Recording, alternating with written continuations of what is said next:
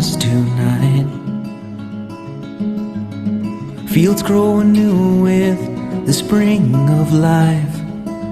In this sheath of truth will I wrap myself tight. The landscape, it goes for miles. The myths of old, they breathe in me life. We have a question from Zedlav. He asks, why do people consider to feel comfortable by surrounding themselves with people who are constantly lying to them? Well, you don't have any choice, do you? In fact, sadly, lying, duplicity and hypocrisy can be right there after we're born. Our parents can be the first offenders. They also might introduce us to a world in which truth isn't at a premium and doesn't really matter. And that will teach us to lie and be duplicitous and generally be immoral. So it all starts with the parents. Well, actually it starts with their parents. You know, because this is a generational thing. We are not being, I've said in other work, that we're not really have a clue anymore. You know, we don't have a clue what is morality.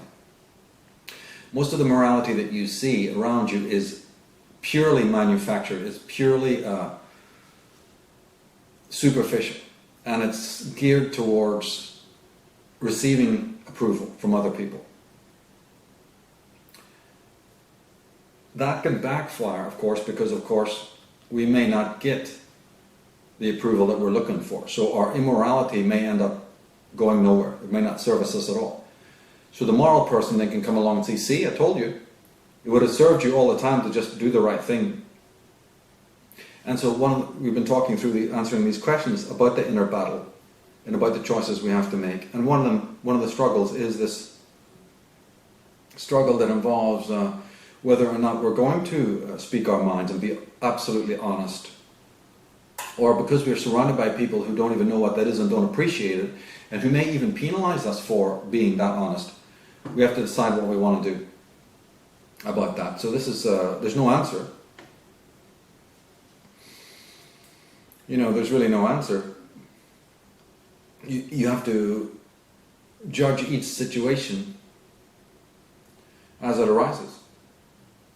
And ultimately remember, the ability to lie on a more of a positive side is part of our persona, it's part of our defense mechanism.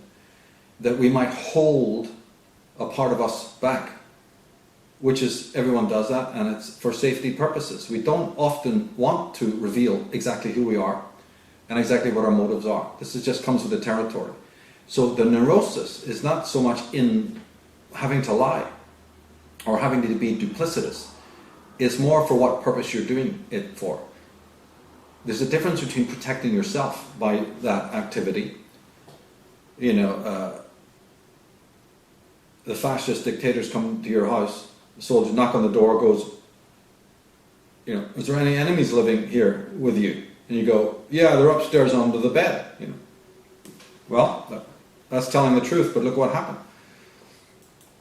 So you have to judge each situation. And,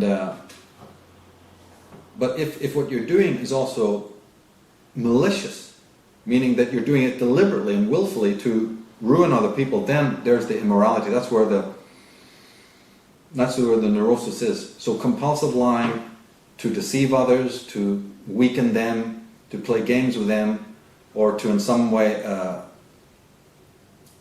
appropriate something they have that you need, all of that, that's immoral, clearly.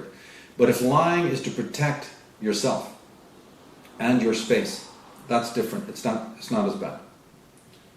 Now, Danial, you're asking about the tarot again. Why do we pick the cards that mean something for us? I mean, we choose the cards by chance. So how does it work exactly? Well, the answer is you don't do it by chance. You actually do not do it by chance. Tarot people will often tell you to turn the cards face down so that you're not even seeing the pictures on the cards when you make the choice. At least that's common. And the reason why they do that is just simply to bracket the conscious mind. When the conscious mind is involved in the process, then the unconscious mind isn't. So by turning the cards over so that you can't see them, you're allowing the unconscious mind, which is the oracle, which is the living oracle, which is the wisdom body, you're symbolically asking it to participate. It has more chance of being the selector. So it's not by chance at all. This is a misnomer, that is the product of lesser understanding. We're conscious beings, we have an unconscious self. You don't even have to prove that you have an unconscious, because every time you go to bed at night, there it is. You're dreaming, and you're in the dream. People are in a state of coma. People who are knocked unconscious. So it's a moot point. You don't have to prove unconsciousness. We all have it. Even animals will twitch when they're sleeping because they're having dreams. Their breathing patterns change and what have you. See, so that unconscious is what is choosing the cards. And we want it to do so because that's where our secrets are. That's where the answers are. Not in the conscious mind. The conscious mind is what's got us into all the problems. So it's the unconscious mind, or the soul, or the spirit, or the higher self, whatever term you want to use, intuition, whatever you want to use, it's what's selecting the answer cards. And therefore you want, like I do in my mystery school, I go for that. I have invented systems which enable the unconscious mind to be involved and sort of bracket out the conscious processes as much as possible. Can't do it completely, but you can get there about 60% to keep the conscious mind in abeyance while something else is taking place. And Mark, your question, much info is coming to light that debunks the heliocentric model, and that we're traveling 64,000 miles per hour through space. And also debunks everything NASA has ever done, painting them as actors, Photoshop artists. Is this a field that you've recently looked into? And the answer is not really, but I just, as a mere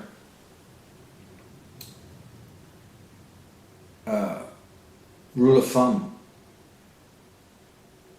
I'm suspicious of any government-funded organization, NASA, Lockheed, all of them. I don't trust anything. On some levels they may be doing good work and what have you, but I just distrust them on sight. And because if they were trustworthy, then they would have already been involving themselves openly with the Nikola Teslas and the Walter Russells, and those are just, even the Wilhelm Reichs. But most of these people died in obscurity. Some of them died even in federal prisons, who had wonderful sciences to bring to the world. So how can you trust them, these federal groups? And especially when it comes to cosmology, I think, well, let's put it this way. I think that right now the whole of science is bankrupt and is in a state of absolute turmoil behind closed doors. I read a lot of books, and I read a lot of science books, so I know that they are. There's many, many reasons for why they're in this position right now. That's too lengthy to go into. But just in short, it means that they're materialistic,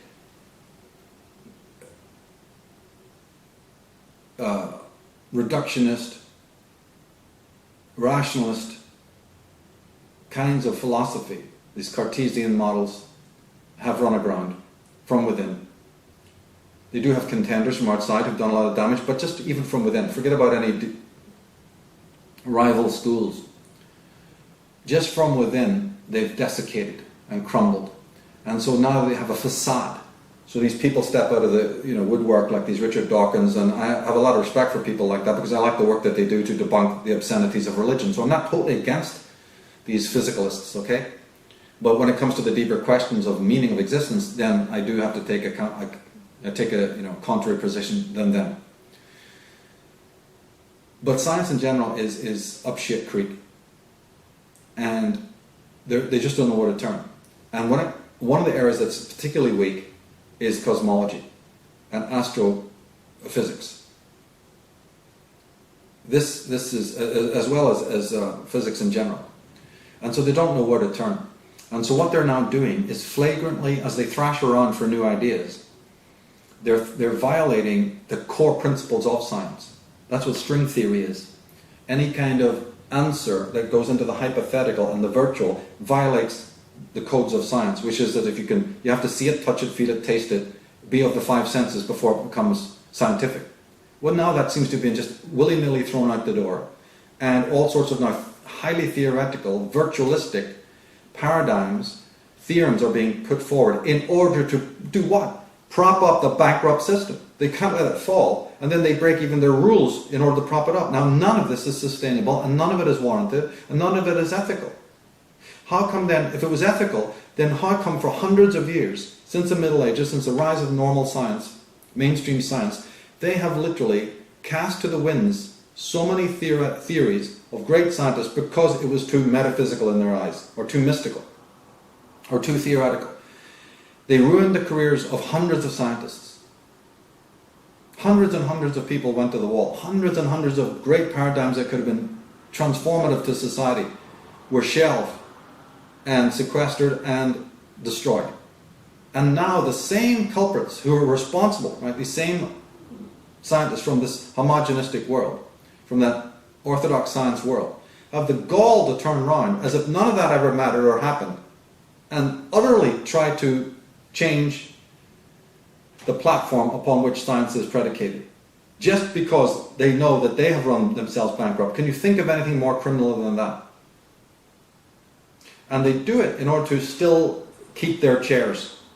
It's happening in philosophy, it's happening in all of the sciences. In order to, Noam Chomsky has found out things that help bankrupt what was known, to neuroscientists. And there's pockets of people here, there, and everywhere who have done immense damage to the normal paradigms. Theories have been put forward showing you that our creation, this planet, is just the odds of it coming together mathematically and geometrically, the way it's shaped, the way it's formed, are trillions and trillions and trillions of one to one.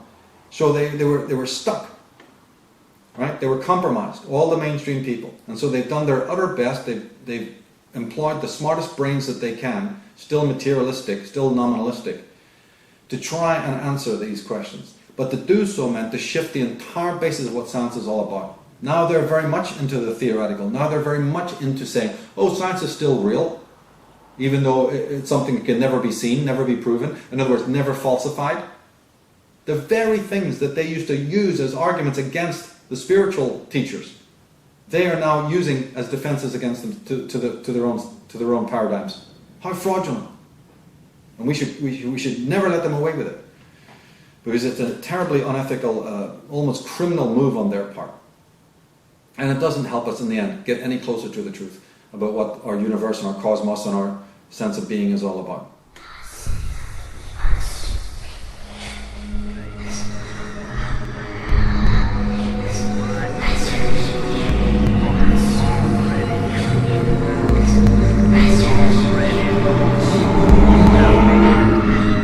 They can't win because of it all said in my other metaphysical work.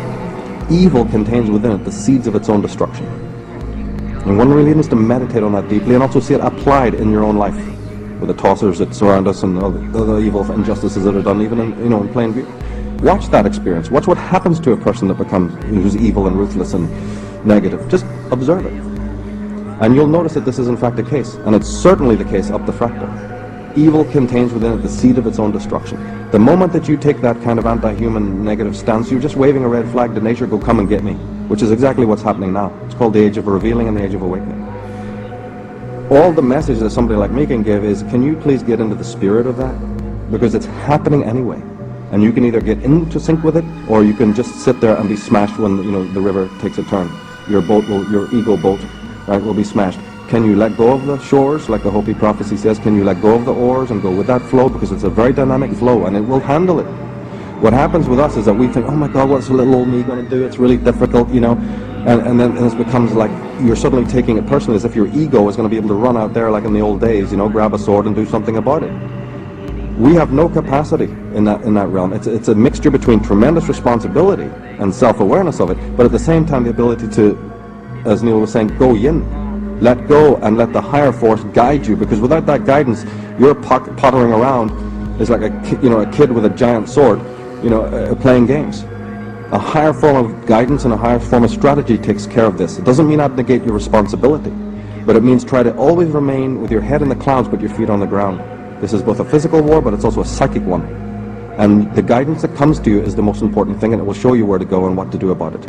And that kind of particular guidance I'm talking about is not the same kind of sorcery that the Black Lodge has. They have high intelligence, and they have tremendous human knowledge about us on the most fundamental level.